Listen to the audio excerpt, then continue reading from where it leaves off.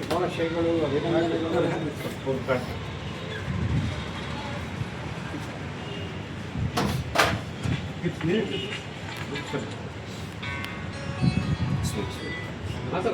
Congratulation sir. ರಾಜ್ಯ ಮಟ್ಟಕ್ಕೆ ಹೋಗಲಿ. ರಾಜ್ಯ ಮಟ್ಟ ನಿಮ್ಮ ಆರೈಕೆ ಮಾತಾಡೋಣ.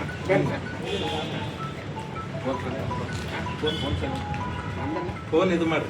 ಯಾರ್ದು ಫೋನ್? ಯಾರು? ಮೇಡಮ್ ಬರ್ರಿ.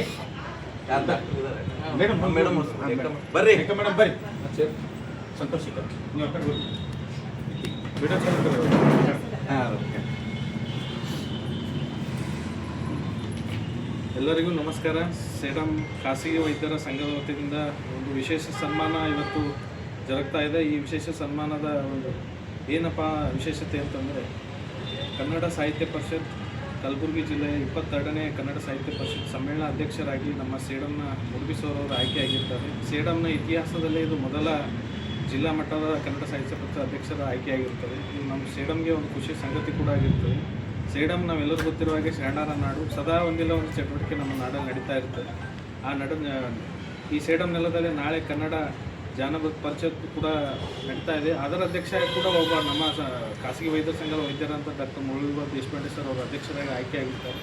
ಸೊ ನಮಗೆ ಎರಡೆರಡು ಖುಷಿ ಒದಗಿ ಬಂದಿದೆ ಸೇಡಂ ನಗರಕ್ಕೆ. ಇದಕ್ಕೆಲ್ಲ ನಾವು ಎಲ್ಲ ವೈದ್ಯರು ಕೂಡ ತುಂಬ ಹೃದಯದಿಂದ ಸ್ವಾಗತ ಕೊಡ್ತಾ, ಇಬ್ಬರು ಅಧ್ಯಕ್ಷರು ಕೂಡ ಒಳ್ಳೆಯದಾಗಲಿ ಅಂತ ಬಯಸ್ತಾ, ನಮ್ಮ ಖಾಸಗಿ ಸಂಘದ ಪರವಾಗಿ ಮತ್ತೊಮ್ಮೆ ನಮ್ಮ ಮುರುಗಿ ಸರ್ ಅವರಿಗೆ ಇನ್ನೂ ಕನ್ನಡ ಸಾಹಿತ್ಯ ಪರಿಷತ್ನಲ್ಲಿ ಇನ್ನೊಂದು ಹೆಸರು ಮಾಡಿ ಸಾಹಿತ್ಯ ಲೋಕಕ್ಕೆ ಇನ್ನೂ ಹೊಸ ಹೊಸ ಪರಿಚಯಗಳು ಮಾಡಿಕೊಡಲಿ ಅಂತ ಹೇಳ್ತಾ, ನಾವು ಕನ್ನಡ ಭವನದಲ್ಲಿ ನಡೆಯುವಂಥ ಆ ಕಾರ್ಯಕ್ರಮಕ್ಕೆ ನಾವೆಲ್ಲರೂ ಕೂಡ ಬರ್ತೀವಿ. ತಾವು ಕೂಡ ಅತಿ ಹೆಚ್ಚಿನ ಸಂಖ್ಯೆಯಲ್ಲಿ ಬನ್ನಿ.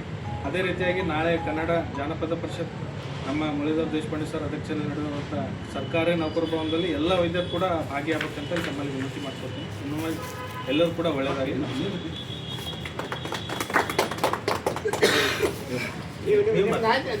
ಒಬ್ಬರು ಮಾತಾಡ್ತಾರೆ. ಇವರು ನಮ್ಮ ಏನಪ್ಪರು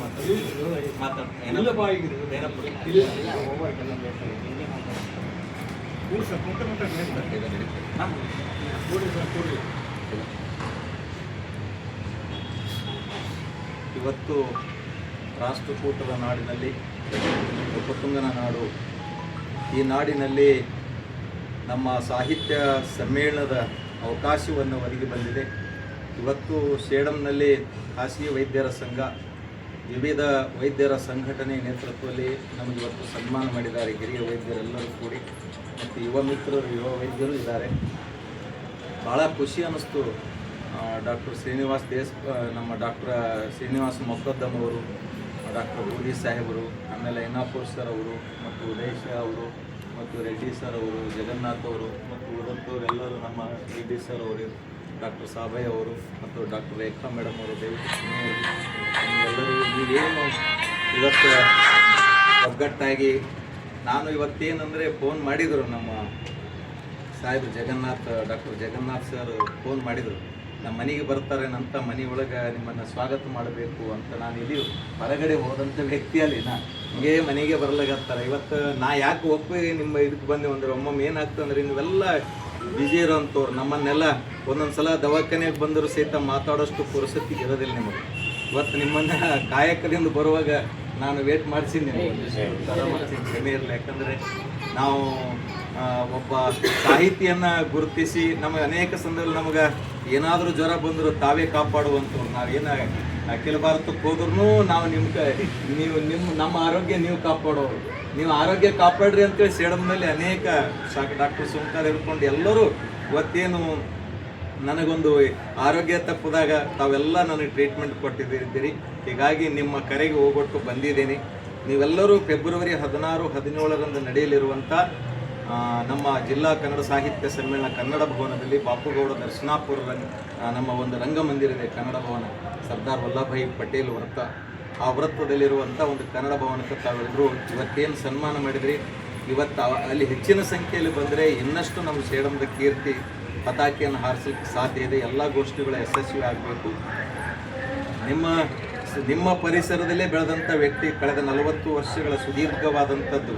ನಾನು ಪಾರ್ಟ್ ಟೈಮ್ ಲೆಕ್ಚರ್ ಹಿಡ್ಕೊಂಡು ಸಾಹೇಬ್ರಿಗೆ ಗೊತ್ತಿದೆ, ಅರೆಕಾಲಿಕ ಉಪನ್ಯಾಸಕನಾಗಿ ಇವರ ಸಂಸ್ಥೆಯೊಳಗೆ, ಮತ್ತೊಬ್ಬ ಶಿಸ್ತು ಶಿಕ್ಷಣ ಸಂಸ್ಥೆಯೊಳಗೆ ಕೆಲಸ ಮಾಡುವಂಥ ಸಂದರ್ಭದಲ್ಲಿ ಅವರು ಆರಾಮ್ ತಪ್ಪದಾಗ ಅವ್ರು ದವಾಖಾನೆಗೆ ಹೋದಾಗ ಒಂದೇ ಒಂದು ಪೀಸ್ ತೊಗೊಲಾರ್ದಂತವ್ರು ಎಲ್ಲ ವೈದ್ಯರು ಹಂಗೆ ಇದ್ದೀರಿ. ನನಗೆ ಯಾರು ಇವ್ರು ಸಹಿತ ನಾ ಅಂತೀನಿ ನಿಮ್ಮ ದವಾಖಾನೆ ನಾ ಇನ್ನು ಮುಂದೆ ಬರಲ್ಲ ನೋಡ್ರಪ್ಪ ಅಂತ ಹೇಳಿದೆ.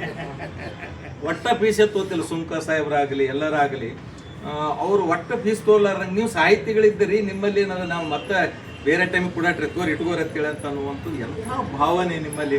ಉಡುವಿ ಗುಂಡೇರವ್ರನ್ನ ಬೆಳೆಸಿದಂಥವ್ರು ನೀವು.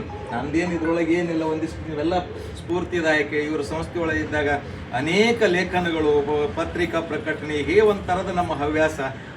ಮತ್ತು ಸಾಹಿತ್ಯ ಪರಿಷತ್ತಿನ ಅಧ್ಯಕ್ಷ, ಕಾರ್ಯದರ್ಶಿಯಾಗಿ, ಸಮ್ಮೇಳನ ಅಧ್ಯಕ್ಷ ಆಗಿ, ಇದೀಗ ಜಿಲ್ಲಾ ಸಾಹಿತ್ಯ ಸಮ್ಮೇಳನದ ಅಧ್ಯಕ್ಷ ಸ್ಥಾನಕ್ಕೆ ಬರುವುದಕ್ಕೆ ಸೇಡಂ ನೆಲದ ಪ್ರತಿಯೊಬ್ಬ ನಾಗರಿಕನೂ ಕಾರಣ.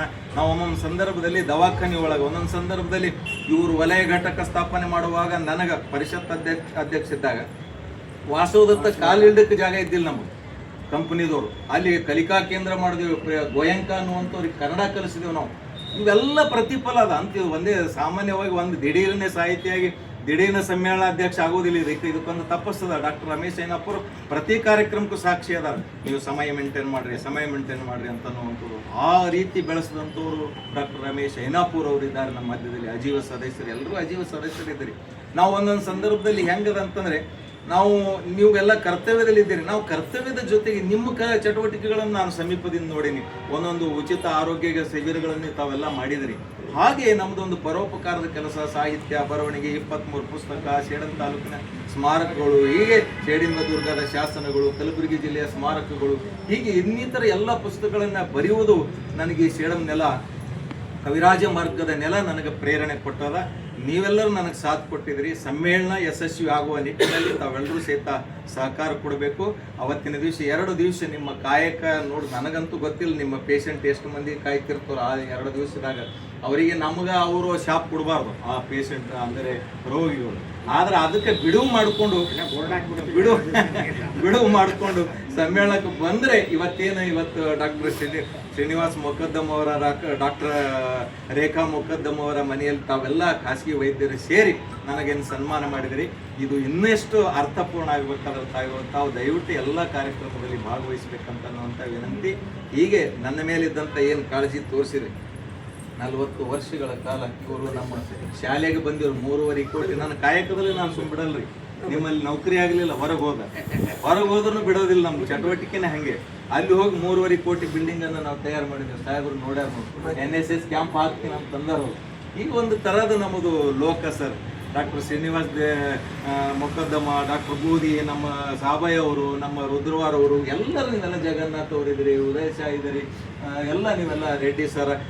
ದಯವಿಟ್ಟು ಯಾರಾದರೂ ಹೆಸರು ನಾನು ಮರೆತಿರೆ ಕ್ಷಮಿಸಿಬಿಡ್ರಿ. ನೀವೆಲ್ಲರೂ ನಮಗೆ ಬಂಧುಗಳೇ. ನಿಮ್ಮೆಲ್ಲರ ಆಶೀರ್ವಾದ, ಹಾರೈಕೆ ನನ್ನ ಮೇಲೆ ಇರಲಿ.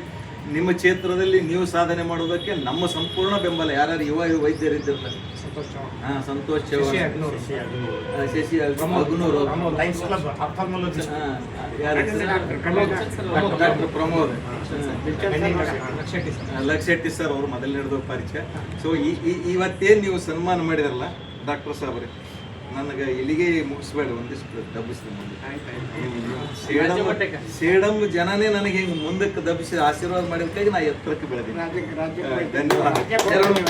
ಶರಣಾರ್ಥಿ ಸರ್, ನಮ್ಮೆಲ್ಲರಿಗೂ ಶರಣಾರ್ಥಿ. ಧನ್ಯವಾದ.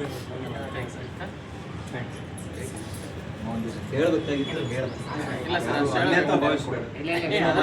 ಸಮಯವನ್ನು ತೆಗೆದುಕೊಂಡು ಸೇಡಂ ಬಗ್ಗೆ ಹೇಳ್ಬೇಕು. ನಾನು ವೈಯಕ್ತಿಕ